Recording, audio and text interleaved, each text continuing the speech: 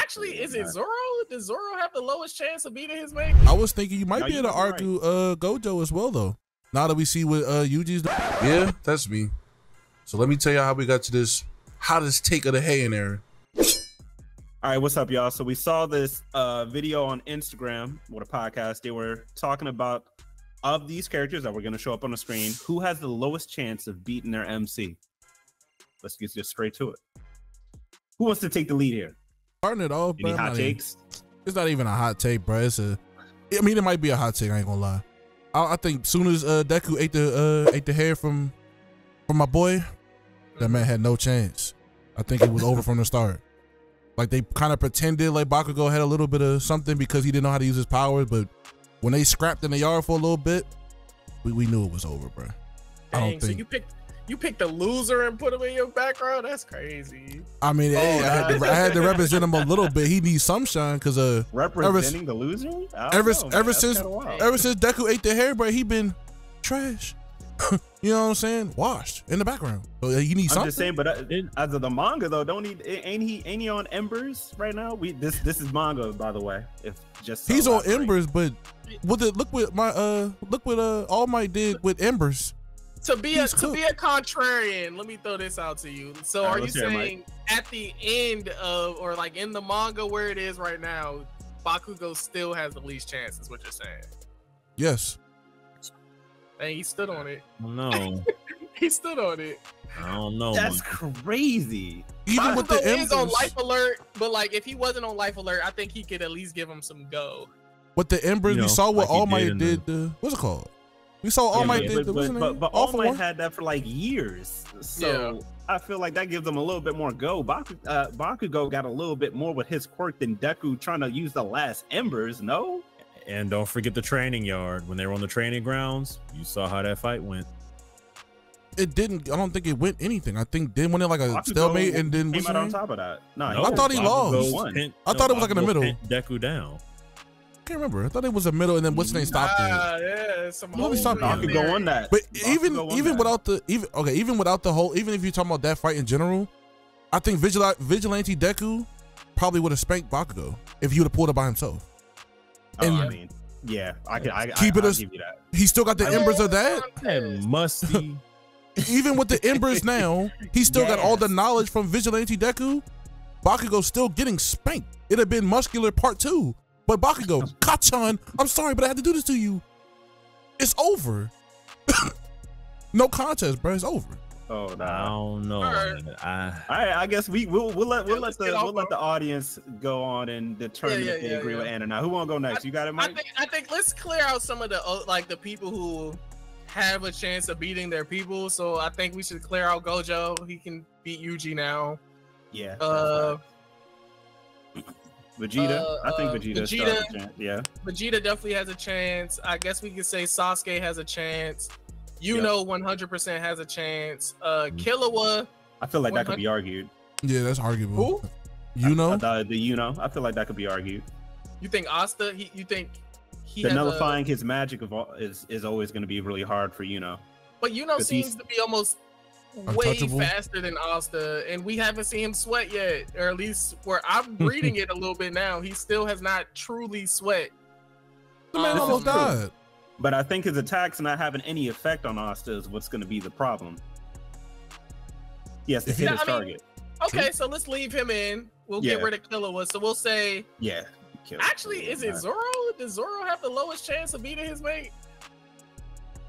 Low key, I don't think he could beat Gear 5, bro. I think that might be a problem because we saw in the manga, no Gear 5 ain't beating a Gorsei. Only Gear 5 can, so that would mean the same thing, right? Normal hockey is not beating a weight double recruit. Zoro got slashes. He got slashes, so technically he could cut Luffy because he's not immune to it. No, but no, hear me out. Discombobulate himself and come back together. No, I'm hit, but I'm saying we haven't seen Luffy take any like slash attacks. It's usually blunt trauma. They said they were trying to say he was weak to like cutting and slashing attacks. Zoro does have a sword. Based on what we've seen throughout the entire series, most of the time the people that Luffy fight, it'd be blunt. It don't be. We've only seen him fight one person with a sword. I think that not a sword, but like with sharp objects. I think what it was Buggy, and that dude with the claws. I forgot his name, Koro or something like that. Other than that, it's been blunt trauma. We seen Luffy literally get smashed all the way down. Baton, fists. So it's like Zoro might be able to give him. I don't think he's gonna be able to beat him. I don't think he's fast enough. And he got Gear 5 now. Before Gear 5, it might have been when arguable. he was fighting Kaido. When he was fighting Kaido and he got hit by the spiked baton, that Joan did do some mad damage too. He did a little bit of damage to Kaido. Kaido was like, "Oh, that felt like Odin, but go sit down somewhere." So it's like, if that's the case, Luffy beat Kaido. I don't think that Zoro could do anything to Luffy right now. So I think you might be right. I'm thinking Zoro. I mean, he gotta get him. He gotta get to him, and I think that'll be the biggest issue because Kaido was able to dodge Zoro's strongest move fairly easy. I mean, he got cut by it, but like he did still get cut. If it weren't for Big Mom telling him. I don't think he'd be able to hit Gear 5 Luffy. G5 Luffy is I think eating through that. I like Zoro a lot, but I didn't think. Dang, I picked the loser. That's crazy. I'm throwing Kawaki in there. Kawaki got folded in the last chapter. Folded? Like Boruto punched him in his stomach. In base, Boruto didn't power up. He punched Kawaki right in the stomach and asked him, "Have you been training?" He said, "Pitiful. Have you been training?" And a character that was with them had to say, "I think we should be asking you, how much did you train?" Like he had Kawaki laying there holding his belly. Like he embarrassed him in front of his people. Y'all make Boruto sound so good. That actually sounds like an interesting scene, but it's not enough. It does sound like an interesting scene overall. He didn't even try. It was sad. It was. The way y'all just explained that, I'm not gonna lie. All the other ones sound like at least there's some go. It sounds like there's a huge disparity between Boruto and Kawaki right now, which I did not see coming. I was thinking you might be able to argue Gojo as well, though. Now that we see what Yuji's doing in the recent chapters, hear me out. Hear me out. Relax. Let me cook. The reason why I'm burning the food. my name's Ant. Y'all see it at the bottom. Don't you know what I'm saying? My name. All right, explain. No, go ahead. But what I'm saying, hear me out. From what we've seen recently, we just heard that Yuji is Sukuna's descendant, close to him, uncle, whatever we're gonna call it. We see him doing dismantle and all this other stuff. You know what I'm saying? I think that they were saying that he could be rivaled or close to Sukuna. Sukuna did beat, you know what I'm saying? He did beat Gojo.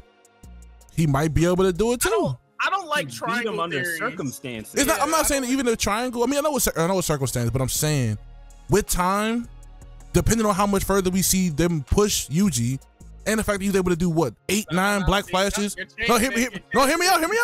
We seen him do 8-9 black flashes at one time at will. I think that he might be able to give Gojo some go or beat him. I think he would beat him. How does he touch infinity? I think that if he can, the same thing that Sukuna was able to do with dismantle, we might see Yuji be able to find a way to beat infinity like Sukuna did. That's tricky, Ed, because the way that Sukuna did it, he did it two different ways. One required Maharaga. True. He needed Maharaga to get so desperate, like Maharaga is basically AI.